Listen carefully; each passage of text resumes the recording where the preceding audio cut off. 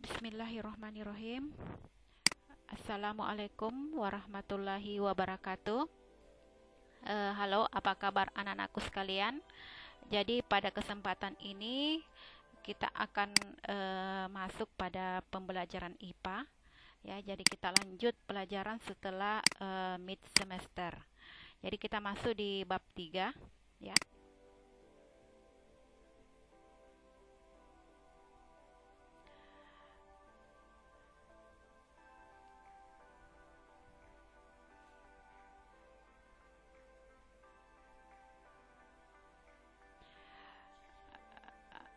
Oke, sekarang kita masuk di materi struktur dan fungsi tumbuhan.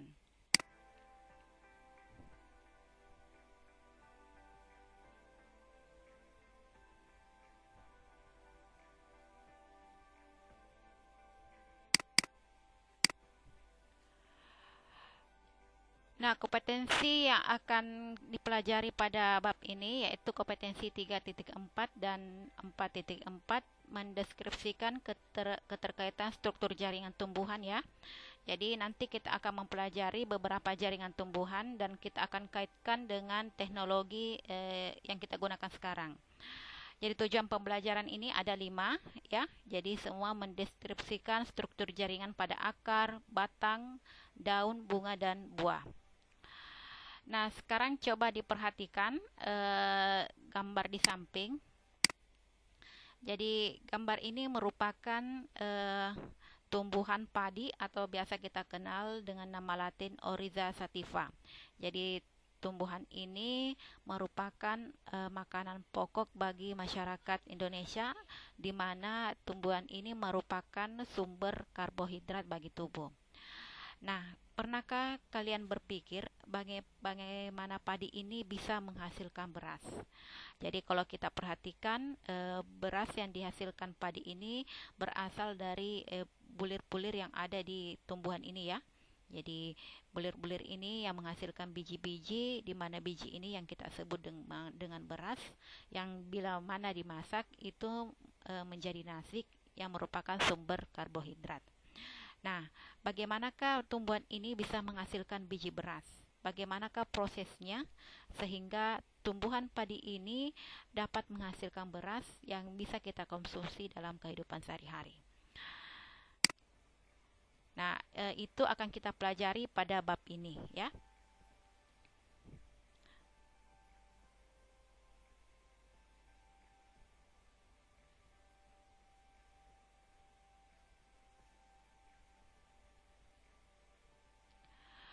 Nah, tiap tumbuhan itu memiliki struktur tertentu yang bisa menunjang kehidupannya. Jadi Tuhan begitu sempurna menciptakannya untuk kebutuhan manusia. Jadi struktur-struktur tumbuhan itu yang menginspirasi manusia untuk mengembangkan teknologi yang kita gunakan di masa kini. Jadi struktur itu meliputi struktur pada akar, batang dan daun. Nah, bagaimanakah struktur akar, daun, batang pada tumbuhan yang bisa menginspirasi manusia? Jadi silakan diperhatikan pembahasan kita. Jadi kita mulai dulu dari struktur pada akar, ya. Jadi akar terbagi menjadi dua jenis, yaitu perakaran akar tunggang seperti gambar ini dan perakaran akar serabut. Jadi kelihatan perbedaannya ya. Jadi pada umumnya akar itu bagian pokok dari batang dan daun yang tumbuhnya menuju ke inti bumi. Jadi dia tumbuhnya ke bawah ya. Nah, fungsinya apa?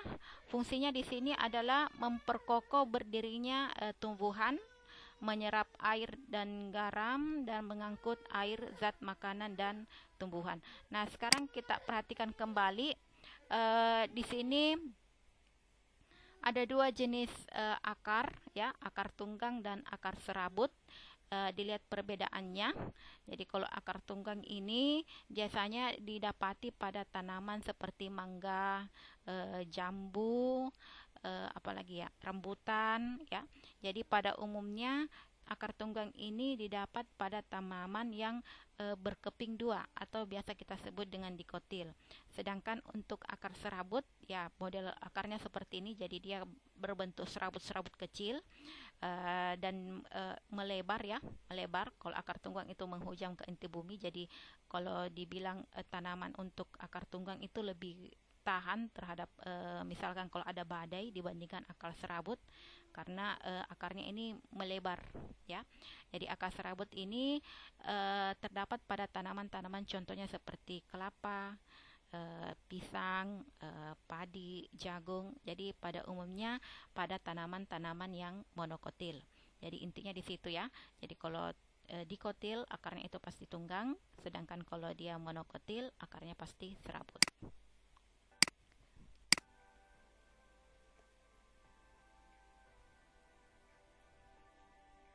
Oke, ini bisa dicatat fungsi akar ya. Eh, jadi intinya mengangkut air eh, yang digunakan untuk kebutuhan fotosintesis dan mineralnya. Nah, akar ternyata beberapa tumbuhan juga mengalami modifikasi. Modifikasi di sini artinya mengalami perubahan. Perubahan bisa dalam artian perubahan fungsi. Yang fungsinya tadi mengangkut air bisa berfungsi sebagai fungsi lain. Contohnya pada tanaman pora ya berfungsi sebagai akar napas ya, dan juga dapat berfungsi sebagai akar tunjang. Akar tunjang seperti ini ya. Akar tunjang seperti ini yang naik ke atas permukaan tanah itu akan tunjang. Jadi dia mengalami modifikasi selain fungsinya tadi.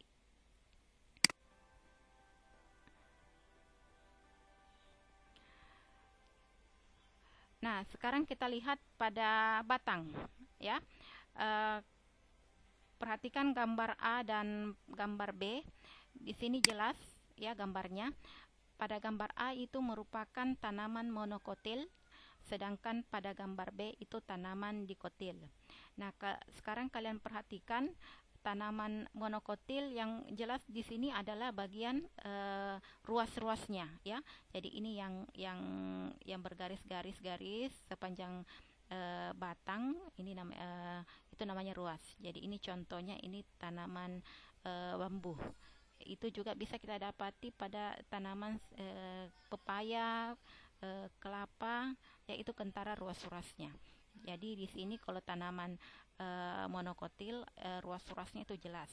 Sedangkan untuk tanaman monokotil seperti gambar di samping ya, ini gambar coklat. Jadi tidak kelihatan ruas-ruas seperti halnya pada monokotil ya. Jadi kalau dikotil batangnya itu tidak ada ruas-ruas atau tidak begitu kelihatan ruas-ruasnya, tidak sama dengan monokotil.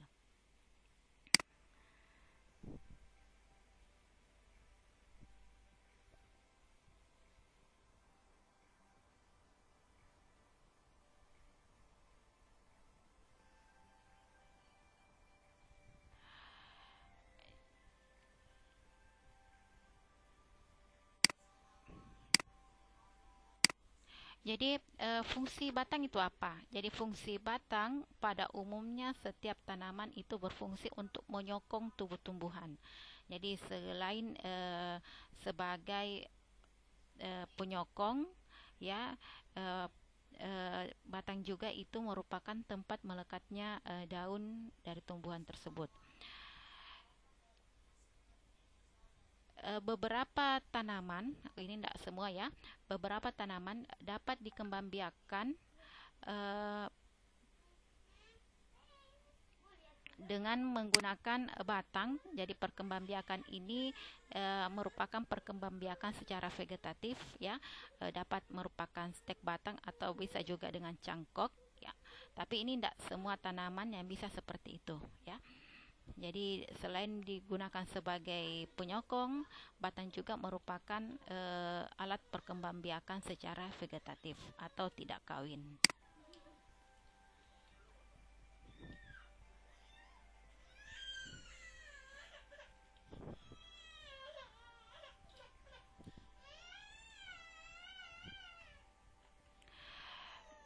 Nah, beberapa batang itu mengalami modifikasi sama dengan akar, artinya perubahan itu bisa pada perubahan fungsi, makanya dikatakan modifikasi pada batang. Contohnya pada tanaman kunyit ini ya, atau biasa contoh lain itu kentang. Jadi kita temukan di situ kalau kunyit seperti kunyitnya ini modifikasi dari batang yang berfungsi di sini, yang mengalami perubahan, yaitu perubahan pada eh, tempat menyimpan cadangan makanan ya.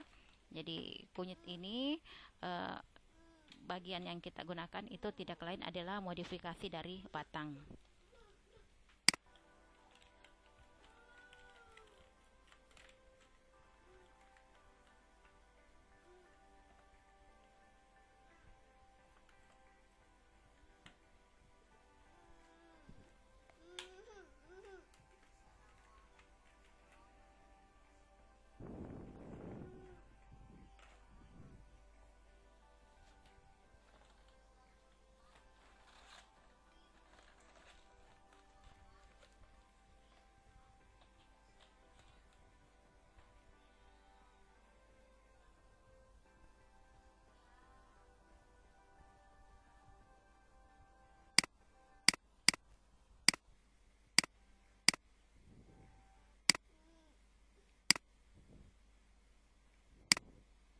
Oke, sekarang kita lihat struktur fungsi pada daun.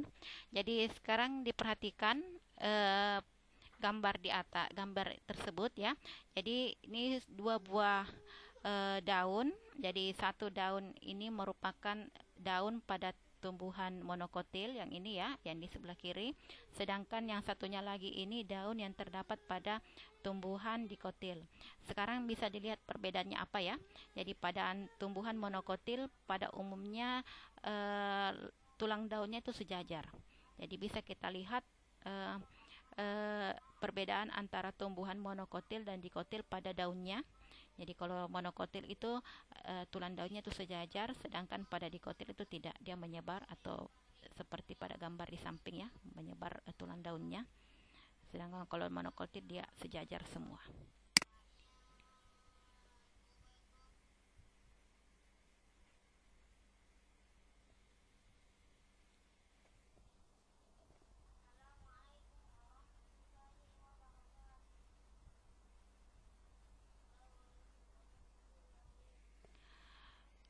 Oke, sekarang fungsi daun itu apa? Jadi fungsi daun ini sangat berperan sangat penting dalam kelangsungan hidup tumbuhan, ya. Jadi makanan mineral yang telah dibawa yang telah disalurkan oleh dari akar yang diambil dari tanah, kemudian disalurkan melalui batang, itu akan diproses di daun. Jadi daun merupakan tempat berlangsungnya fotosintesis. Jadi selain untuk fotosintesis, juga digunakan untuk tempat bernafasnya tumbuhan atau mengatur penguapan air ya, transpirasi dan respirasi. Jadi daun ini sangat berperan penting bagi keberlangsungan, perkembangan dan pertumbuhan pada tanaman, karena dapat dikatakan daun merupakan dapurnya untuk tanaman. Ya, jadi pada umumnya daun berfungsi seperti ini baik seluruh tanaman.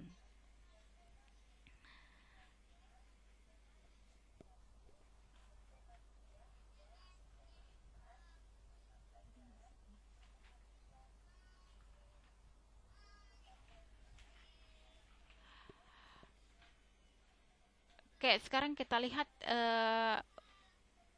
pada organ berikutnya yaitu bunga. Jadi gambarnya seperti yang Ibu tunjukkan ini. Jadi ini bunga. Ya, jadi walaupun tidak semua tanaman itu bisa menghasilkan bunga ya. Nah, untuk tanaman-tanaman baik itu monokotil maupun dikotil itu bisa kita lihat bentuk bunganya seperti ini ya.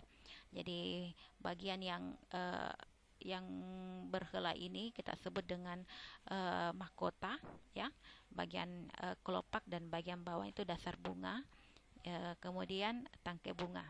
Nah, di dalam mahkota ini kita akan temukan eh, alat kelamin jantan dan alat kelamin betina. Jadi biasa kita sebut dengan benang sari untuk uh, alat kelamin jantannya, kemudian putik untuk ada alat kelamin betinanya. Nah, di dalamnya ini terdapat biji, ya, yang merupakan bakal biji untuk tumbuhan tersebut. Dari tanaman, dari bunga ini, ya, bisa kita menghasilkan bakal buah. Ya, di sini ya, ini bakal buah. Nah, di dalamnya itu ada bakal biji. Apabila terjadi perkawinan secara generatif antara benang sari yang dihasilkan oleh serbuk sari yang dihasilkan oleh uh, alat kelamin jantan, itu masuk ke dalam putik atau alat kelamin betinanya, ya.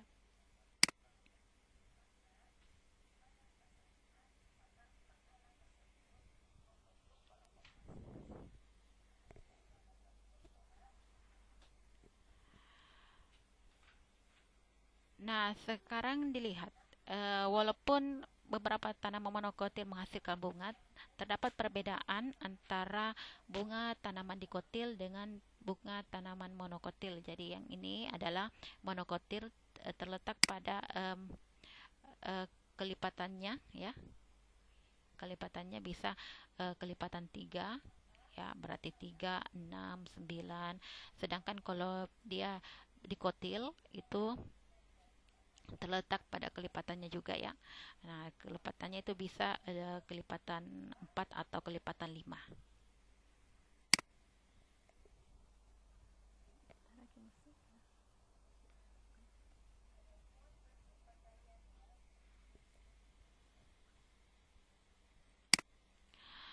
Jadi yang terakhir, organ yang terakhir adalah buah dan biji.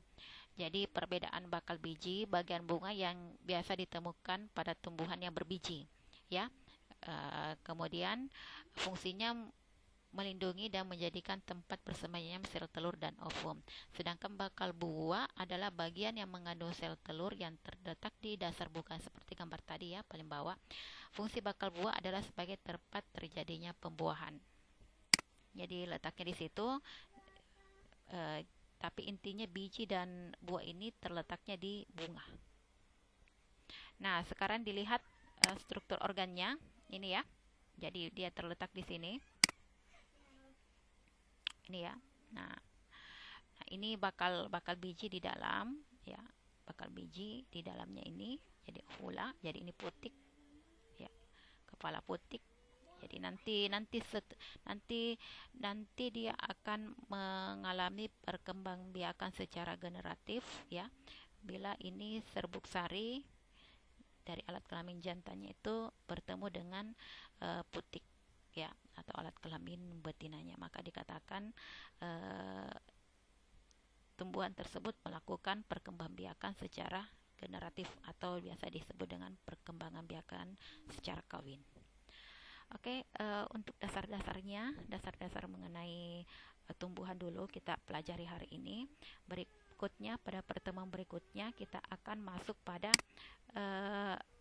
jaringan yang ada di dalam pada tumbuhan, pada akar, pada batang, dan pada daun. Oke, terima kasih. Assalamualaikum warahmatullahi wabarakatuh.